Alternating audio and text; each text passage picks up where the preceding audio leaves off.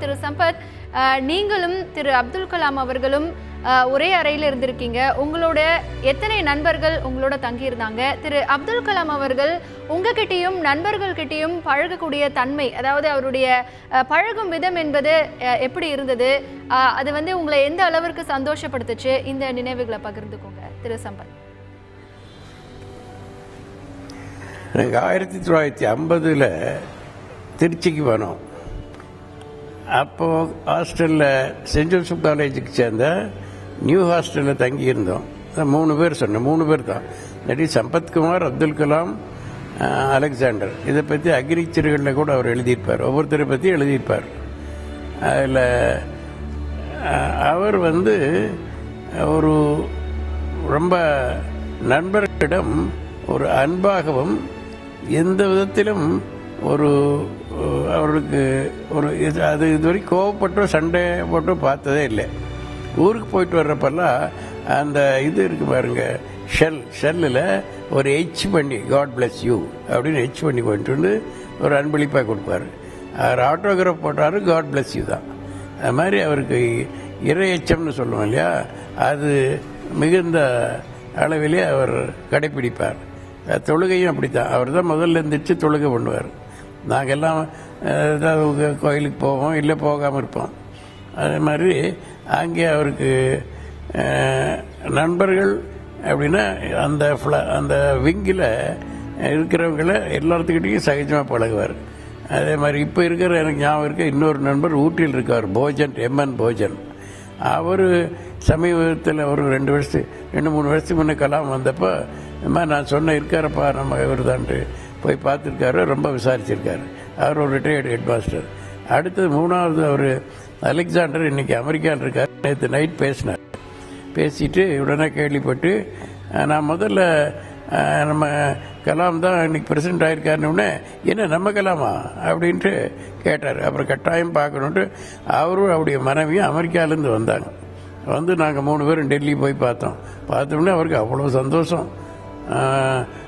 பழைய நினைவு ஒவ்வொருத்தர் பற்றி தனியாக சொல்கிறார். இவர் சிகரெட் குடிப்பார், அதை பற்றியெல்லாம் அதுக்கு எப்படி காசு வாங்குவார், அதை பற்றி எல்லாம் சொல்லி சிரிச்சுட்டு எல்லோரும் வாங்க போகலான்ட்டு நாங்கள் 4 பேரும் அந்த ராஷ்டிரபதி பவன் முகல் கார்டனுக்கு கூட்டி போய் ஒரு செடியிலெல்லாம் அதனுடைய விஷயத்தை பற்றி சொல்லி அந்த ஃபோட்டோ எடுக்க சொல்லி, அப்புறம் இன்னொரு யாருமே ராஷ்டிரபதி பவனுக்குள்ளே வேறு புக்ஸு கொண்டு போகலாமலே, வேறு எதுவும் கொண்டு போகக்கூடாது. ஆனால் இவர் என்ன பண்ணார், சார் நான் கேமரா கொண்டு வந்தேன் வச்சுட்டாங்க அப்படின்னு உடனே கூப்பிட்டு அந்த ஒரு மிலிட்ரி கமாண்டர் இன்சார்ஜாக இருந்தவர் கூப்பிட்டு இவருடைய கேமரா இருக்காப்பா கொடுத்து அனுப்புனார்.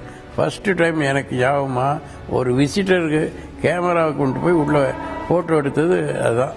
நாங்கள் 3 பேர் நிற்கிற மாதிரி. அப்புறம் இன்னும் சில ஃபோட்டோக்கெல்லாம் அவரை எடுக்க அலோவ் பண்ணார். அது மாதிரி நண்பர்கள்லாம் அவருக்கு ஒரு தனி இது உண்டு, ஒரு அன்பு செலுத்துவார். அதே இன்னொரு விஸ்வநாதன் சார் விசியாக இருந்தப்போ நான் போயிருக்கேன். இந்த கலாமை முதல்ல நான் ரொம்ப நாளைக்கு அப்புறம் சந்தித்ததே கிண்டி காலேஜில் தான். அந்த கிண்டி காலேஜில் சந்திச்சுக்கிறப்போ இன்னொரு நண்பர் வந்தார், பெரிய டாக்டர். அவர் இந்த கேன்சர் டாக்டர். அவர் பார்க்கணுன்னாரு, கூட்டி போய் பொக்கே எல்லாம் கொடுத்தோம். நான் ஃப்ரூட்ஸு மற்றதெல்லாம் கொடுத்துட்டு ஒரு ஈவினிங் ஒரு டிஷர்ட் போட்டு ரொம்ப சிம்பிளாக உட்காந்துருந்தார். அந்த டாக்டர் அந்த உலக புகழ் பெற்ற நியூரோ சர்ஜன் பிஆர்எம்முக்கு ரொம்ப வேண்டியவர். பிஆர் ராமமூர்த்தின்னு சொல்லுவோம். அவர்கிட்ட ஒரு லெட்டர் வாங்கிட்டு வந்தார், சும்மா ஒரு ரெஃபரன்ஸ் லெட்டர் படிச்சுட்டு அப்படியா பரவாயில்லையே, நீங்கள் நல்ல டாக்டர் அப்படின்ட்டு அதை கொடுத்துட்டு சம்பத் சொன்னால் போதுமில்ல அப்படின்ட்டாரு.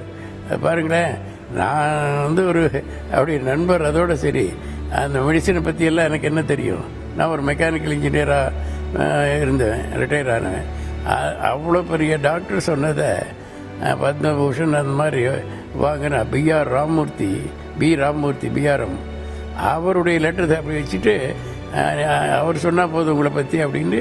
அப்போ அது ஒன்று. 2வது சரி, அவர் கேன்சர் ஹாஸ்பிட்டல் கட்டிகிட்டு இருந்தார், அது கொஞ்சம் நீங்கள் வந்தான்னா பரவாயில்ல. என்ன அவரிடம் ஒரு தெய்வீகத்தன்மை இருக்கிறதுங்க நான் ரொம்ப நம்புகிறேன். அந்த ஹாஸ்பிட்டல் கட்டுறதுக்கு ரொம்ப சிரமப்பட்டு இருந்தார் டாக்டர். இது ஒன்றும் எவ்வளவோ அப்ரூவல்ஸு, அப்புறம் ஃபினான்ஷியல் மேட்டர் எல்லாம். இவர் அங்கே வந்துட்டு அந்த விஜயா ஹாஸ்பிட்டலுக்கு உள்ளே தான் இருக்குது, பேட்டர்சன் கேன்சர் சென்டர்னு. அந்த சீஃப் எல்லாம் உட்காந்து எல்லாம் பேசணும். அடுத்த நாள்லேருந்து மடன்னு வேலையாகி அது கம்ப்ளீட் ஆகி இன்றைக்கி ஒரு பெரிய ஹாஸ்பிட்டலாக வளர்ந்துட்டுருக்குது. ரெண்டாவது அதே மாதிரி மூணாவது தடவை அவர் விஸ்வநாதன் சார் இருக்கிறப்ப நான் ராமேஸ்வரம் போயிருந்தேன். அங்கேருந்து ஃப்ளைட்டில் மதுரை வந்து எல்லாம் ஒன்றா வந்தோம். வந்துட்டு நேராக கிண்டிக்கு புறப்பட்டு போனார். நானும் கிண்டிக்கு வந்தேன். வந்து எல்லாம் சாப்பிட்ருந்தேன். ராத்திரி 12 மணி இருக்குன்னு நினைக்கிறேன். அப்போ இன்டர்வியூ வச்சுருக்காரு. அப்போ சில பேர்த்துக்கு 11 மணிக்கு மேலேயே இருக்கும். அது கூப்பிட்டு இந்த young people, entrepreneurs, social workers இவங்க எல்லாம் கூப்பிட்டு பேசிகிட்டு இருக்காரு. அவர் ஒவ்வொருத்தருக்கும் ஒரு 2 நிமிஷம் குடிச்சு அவர் சாப்பிட்டு போட்டு சாப்பிட்ற பக்கத்தில் உட்காந்துருந்தா என்ன வேணும்னு எதுன்னு கேட்டு பரிமாறி சொல்லுவார். முடித்தோடனே சரி சார் நான் போகிறேன்னு சுமார் 12:30 மணிக்கு இன்னும் நான் புறப்பட்டு நான் தங்கியிருந்த இடத்துக்கு போனேன். அது மாதிரி இவர் தான் விஸ்வநாத் சார் தான் கூட இருந்தார் சாப்பிடும்போது. அது மாதிரி 2-3 இதில் நமக்கு ஒரு பழக்கம் ஏற்பட்டது.